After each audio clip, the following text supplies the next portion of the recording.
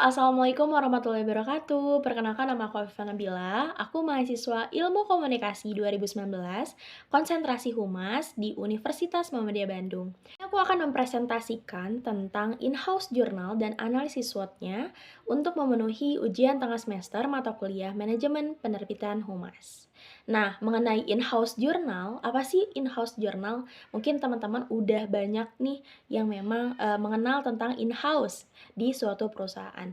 In-house journal merupakan korporat media yang digunakan oleh public relation dalam publikasi dan menaikkan citra perusahaan. Jadi isinya tuh tentang eee, informasi perusahaan, tentang berita-berita, dan tentang hal-hal yang memang dalam rangka mem-branding suatu perusahaan, kayak gitu. Nah, untuk kali ini aku akan mempresentasikan atau menjelaskan in-house journal dari Pertamina, Astra, dan juga Kemenag. Nah, yang pertama ini dari PT Pertamina. Nah, aku akan analisis menggunakan analisis SWOT. Yang pertama, strength atau kekuatannya di in-house journal ini yang saya teliti adalah Eee, in-house yang berjenis in-house The Tabloid Newspaper, yaitu yang berisikan pokok berita-berita, artikel, dan ilustrasi yang terbitnya tiap minggu. Dan juga, in-house dari Pertamina ini juga bisa masuk ke dalam in-house intranet, yang mana distribusi penerbitannya melalui internet dan website media sosial, gitu. Dan juga, selain itu, keunggulan dari in-house, PT Pertamina ini berisikan tulisan artikel dalam bentuk gambar dan foto yang memang lengkap memaparkan tulisan-tulisan dan momen yang hadir. Kayak misalnya kemarin tuh ada momen tentang Ramadan, tentang Idul Fitri, dan Pertamina ini selalu update tiap minggunya untuk mengupload in-house journal. Jadi ada upload-upload-an dan penerbitan dari in-house ini sendiri. Terus juga dari isi in-house ini sendiri, dari Pertamina sangat lengkap mulai dari berita-berita yang berkaitan dengan profil, perusahaan, terus juga tentang update perekonomian, hingga informasi tentang perusahaan itu sendiri. Jadi kegiatan-kegiatan, penghargaan-penghargaan tentang perusahaannya pun sudah hadir di in-house journal ini. Tadi kan udah ngomongin tentang strength atau kekuatan. Nah, ada juga weakness atau kelemahan dari in-house journal yang dimiliki oleh Pertamina. Yaitu, kelemahannya tidak semua orang dapat mengakses dengan mudah, tentang in-house journal ini. Jadi kayak harus browsing dulu, harus update terus atau enggak harus terus mengunjungi websitenya sehingga mendapatkan in-house journal. Jadi kurangnya iklan yang mungkin, berkala, iklan yang berkala yang mana setiap orang tuh jadi, "Oh, ternyata Pertamina tuh tiap minggu ada loh in-house," gitu. Meskipun di media sosial ada link yang memang, menggambarkan kalau misalnya Pertamina mengupdate in-house jurnalnya, begitu. Dan juga memang, tidak semua orang ya dapat mengakses internet dengan mudah gitu. Karena memang in-house, dari PT Pertamina ini sudah rutin di-upload di website online gitu ya, belum ada cetaknya, kayak gitu. Dan adapun dari, opportunities atau peluangnya. Jadi selain tadi kan kelemahannya, oh nggak bisa diakses atau susah banget aksesnya, tapi peluangnya in-house jurnal yang dimiliki oleh PT Pertamina ini adalah, eee, mereka sering mengadakan dan mendokumentasikan event-event, apa, event-event PT Pertamina ini gitu kan, event-event yang memang besar, dan melibatkan masyarakat. Kayak misalnya kemarin ada tur kampus, ada bakti sosial yang memang, ini menjadi peluang mereka dalam mengenalkan perusahaan gitu. Peluang bagi PR-nya atau public relation-nya, kita gitu sebagai PR, untuk memperkenalkan lebih jauh tentang perusahaannya, gitu. Jadi kayak selain kita bisa ikut event-nya tuh, kita bisa memperkenalkan lebih jauh tentang perusahaan dan memperkenalkan kalau misalnya PT Pertamina ini punya in-house journal nih yang tiap minggunya selalu terbit, kayak gitu. Nah, adapun threat atau ancaman yang bisa, didapatkan oleh PT Pertamina tentang in-house ini, yaitu, eee, apa ya, kurangnya minat gitu, kurangnya minat, seseorang dalam membaca in-house journal yang mungkin ini tuh beberapa halaman gitu ya, yang memang sekarang tuh kurang banget minat baca, apalagi anak-anak milenial nih gitu yang memang, kurang banget tentang literasinya. Jadi ketika, makin menurun nih minat baca seseorang, makin juga kurang gitu ya dalam, apa ya, pengupdatean tentang in-house jurnal perusahaan dari PT Pertamina ini. Dan juga, karena patokan pembaca ini juga bukan ditujukan kepada staf dan karyawan aja ya. Jadi in-house jurnal ini bukan hanya untuk internal, dibuatkan oleh PR bukan hanya untuk internal perusahaan, tapi untuk seluruh seluruh, pengguna internet di Indonesia. Karena memang ada di website, media online gitu. Jadi kan semua yang dapat mengakses internet dapat membaca in-house ini gitu kan, karena untuk eksternal kayak gitu.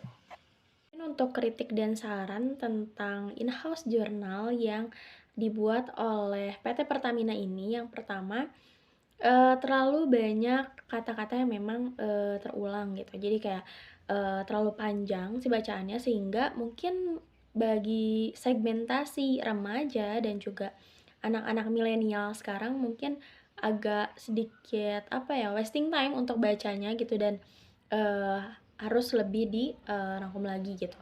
Terus juga memang ada hal-hal yang memang, kontennya sama gitu ya, dari tiap minggu ke minggu tuh masih ada yang sama. Terus juga, dari apa ya, kurangnya menarik mungkin ya, kurangnya menarik hati, apa ya, segmentasi remaja adalah kurang animasi tambahan gitu ya dari PT Pertamina ini, sehingga membuat orang-orang, mau gitu ya untuk membuka in-house journal ini. Terus juga untuk lebih ke sarannya, mungkin dari seorang PR-nya lebih membuat strategi bagaimana marketing, seseorang bisa membaca, in-house ini. Mungkin dengan cara, apa ya, membuat iklan yang memang menarik gitu kan ya, yang memang semua segmentasi mau gitu ya membaca in-house jurnal ini, kayak gitu. Terus juga, sarannya lebih kayak membuka ruang untuk, seseorang dalam memberi saran dan kritikan gitu ya, kayak misalnya di in-house sendiri udah ada kontak person dari humasnya itu sendiri gitu. Jadi kalau misalnya mau nanya-nanya nih langsung ke humasnya, kayak gitu.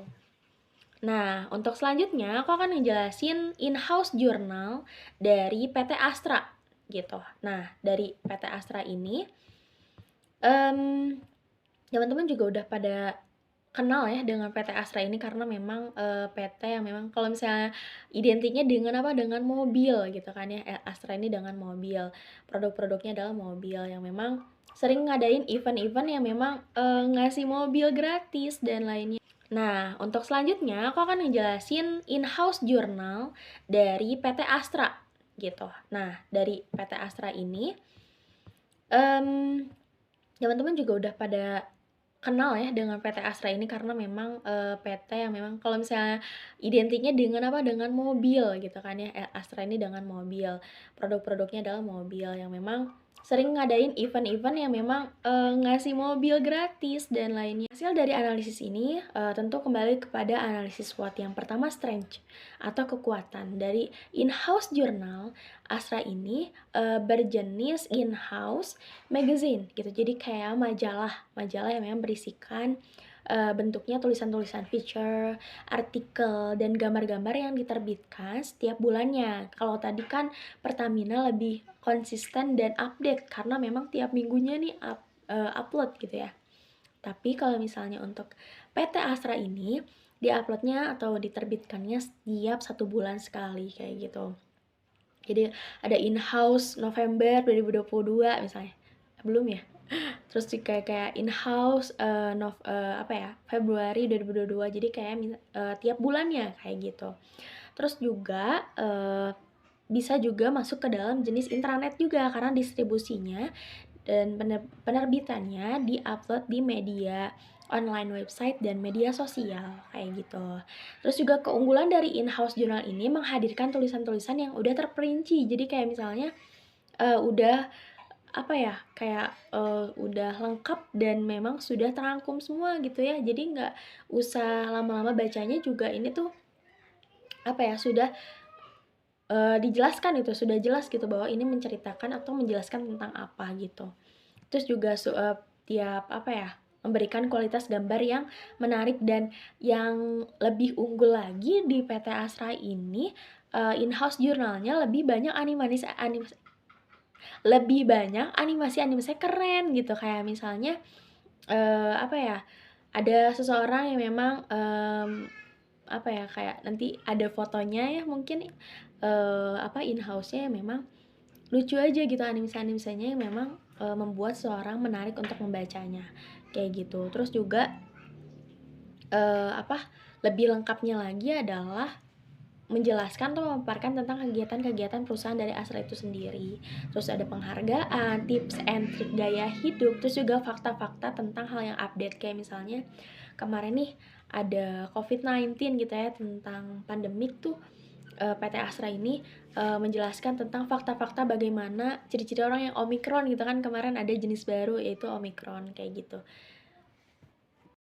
Adapun juga weakness atau kelemahannya nih dari in-house jurnal dari PT Astra ini, yaitu tadi ya, tidak semua orang dapat membaca panjang gitu ya, panjang atau enggak kayak buku, karena memang in-house jurnal yang dihadirkan PT Astra ini merupakan in-house yang memang kan 1 bulan sekali, jadi bakal banyak banget halamannya sampai 80 lebih ke atas gitu. Jadi tidak semua orang mampu membaca sekitar 80-an gitu, 80 halaman yang memang karena ya tadi minat baca seseorang sekarang tuh lagi menurun banget.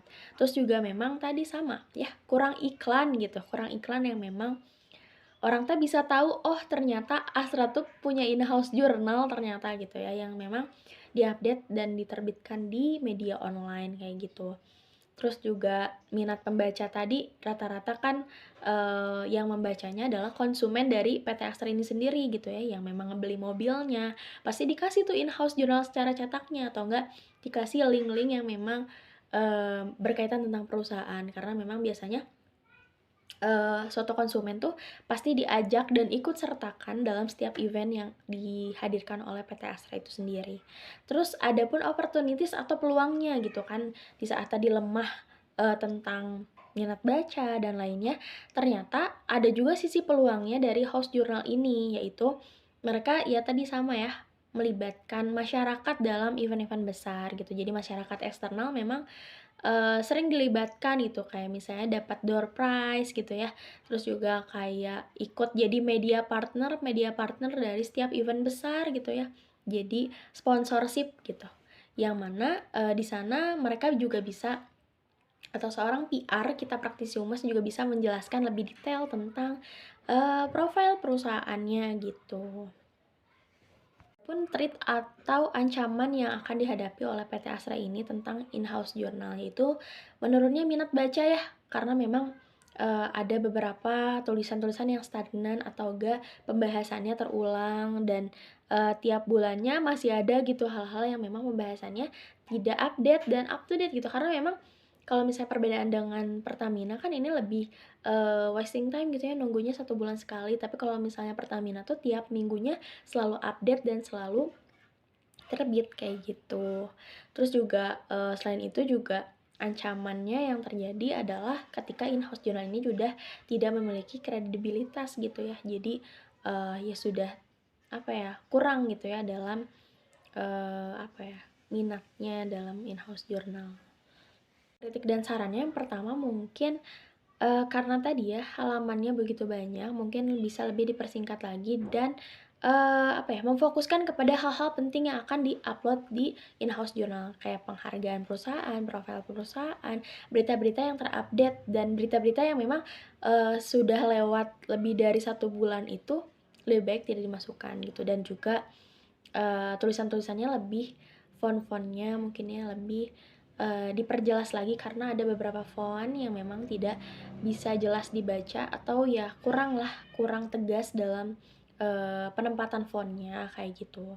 Terus juga mungkin kalau saran lebih ininya kan kepada PR-nya untuk membuat iklan ya, seperti tadi Pertamina kan kurang iklan yang memang membuat semua orang tuh tahu kalau misalnya PT Astra punya in-house journal nih gitu tiap bulannya kayak gitu.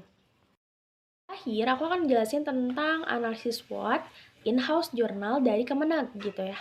Mungkin teman-teman juga ya, udah sering lah gitu mengunjungi, apa ya, in-house journal dari Kemenak karena memang kita butuh update-an tentang, Kementerian Agama gitu ya. Kayak kemarin puasa kapan nih gitu ya, Sabtu atau Minggu, terus juga kayak lebaran kapan nih. Nah, itu kan diupdate dari Kemenak itu sendiri gitu, informasi-informasinya melalui website gitu ya. Nah, salah satunya melalui in-house journal yang mereka buat. Nah, strength atau kekuatan dari in-house jurnal Kemenang ini yaitu masuk ke dalam tabloid, newspaper kayak, tadi apa ya, Pertamina gitu ya. Jadi bentuknya kayak berita, bener-bener kayak, koran koran atau surat kabar yang memang, ada pada umumnya. Jadi, temanya juga masih, monokrom atau enggak hitam putih gitu ya, yang dihadirkan oleh Kemenag ini sendiri. Terus juga, artikel ini merupakan artikel-artikel yang memang, di-update atau diterbitkannya setiap bulan, kayak gitu. In-house Journal Kemenag ini juga tadi ya gitu, tentang konten-kontennya adalah tentang konten keagamaan, konten-konten kegiatan perusahaan yang kayak misalnya ada rapat, ada apa ya, event-event tentang kementerian, itu ada di in-house jurnalnya. Tentang kelemahannya nih, kelemahannya, dari in-house jurnal ini yaitu kurang update dari desain. Tadi kan ya masih monokrom, masih zaman-zaman dulu gitu ya. Karena memang, mirip banget kayak surat kabar yang sekarang kita temukan gitu ya, kayak koran-koran yang memang kita temukan secara cetak maupun secara online gitu.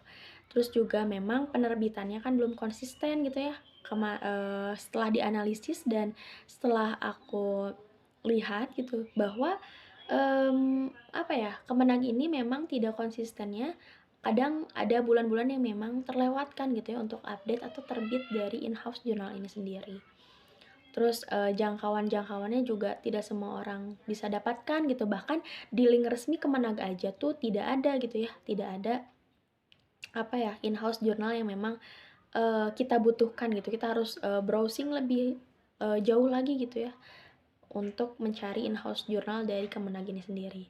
Tapi ada pun opportunistisnya atau enggak, peluangnya gitu ya yang memang dimiliki oleh Kemenag ini, yaitu punya informasi yang memang dibutuhkan oleh orang-orang dewasa kayak misalnya isi-isi kajian, terus tentang masyarakat, tentang hal-hal informasi yang memang dipentingkan oleh masyarakat Indonesia kayak misalnya, apa, tentang tadi ya jadwal puasa, jadwal imsak, mungkin jadwal sholat, dan itu tuh di-upload di websitenya apa ya, selain di berita-berita, juga di-upload di, in-house jurnal ini gitu ya, tentang, tips and trik puasa mungkin ya, dan lainnya itu di-upload-nya di, Kemenag ini. Pun threat atau ancamannya banyak banget ya yang akan, jadi ancaman, in-house jurnal dari Kemenag ini. Karena tadi ya, udah segmentasinya mungkin untuk orang-orang dewasa, jadi kayak kurang gitu ya minat baca dari generasi-generasi milenial atau remaja gitu ya untuk membacanya. Karena memang tadi desainnya kurang ya, kurang menarik gitu, kurang menarik dan mungkin masih kayak, apa ya, sama aja gitu ya tiap bulannya, bahkan kadang tidak terbit gitu ya tiap bulannya.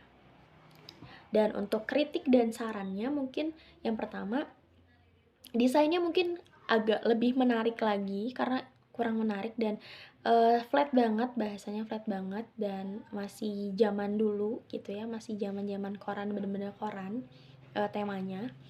Terus juga kurangnya animasi-animasi tambahan yang memang ngebuat anak milenial atau anak-anak zaman sekarang mau membaca, apa, in-house jurnal dari Kemenag ini gitu. Karena kan Kemenag ini bukan diperuntukkan untuk orang-orang dewasa atau orang tua aja, tapi buat kita juga gitu, karena kita membutuhkan informasi dari Kementerian Agama gitu kan ya.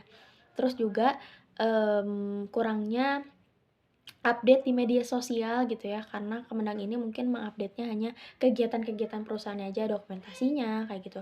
Sedangkan in-house jurnal ini, kurang gitu update-nya karena terbitnya juga kurang gitu.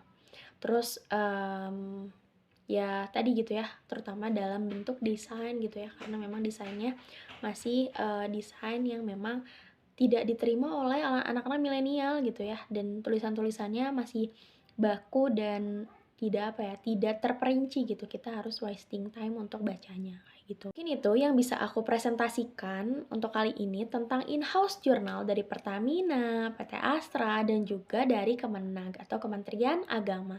Nah, dari semua in-house itu memang banyak kelebihan dan kekurangannya, namun, seorang praktisi humas akan berusaha, apa ya, menjadikan in-house journal sebagai media dalam menaikkan citra perusahaannya dengan mengupdate tentang berita-berita perusahaan dan lainnya.